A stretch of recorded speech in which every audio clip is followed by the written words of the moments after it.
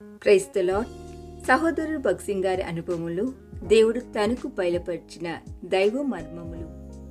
గొర్రెలకు జీవము కలుగుటకును అది సమృద్ధిగా కలుగుటకును నేను వచ్చి తిని. యోహాను సువార్త 10:10. దేవుని బిడ్డలు పరమ కానాను యొక్క భాగ్యమును అనుభవింపగోరినెడల ఈ లోకము నుండి దాని భోగముల నుండి వేరుపడవలెను.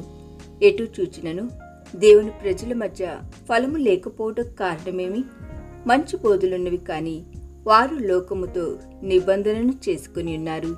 ప్రభువైన యేసుక్రీస్తు సమస్త అక్కరలను తీర్చునని నమ్మక లోకముపై ఆధారపడుతురు. ధారాళముగా తృప్తిపరచువాడు యేసుక్రీస్తు ప్రభువే. నీ కుటుంబ జీవితమే కాని, ఆత్మీయ జీవితమే కాని, సంఘ జీవితమే కాని దేవుని వాక్యమును అనుసరించి ఉండిన యెడల సమృద్ధి అయిన జీవమును, సంపూర్ణ శాంతిని అనుభవించగలవు. కొన్ని నదులు విశాలమైనవైనను సంవత్సరంలో 11 మాసములు నీరు లేని నదులుగా నుండును. వర్షాకాలముననే 1 నెల మాత్రమే నీరుండును. ఇవి లోతులేని నదులు.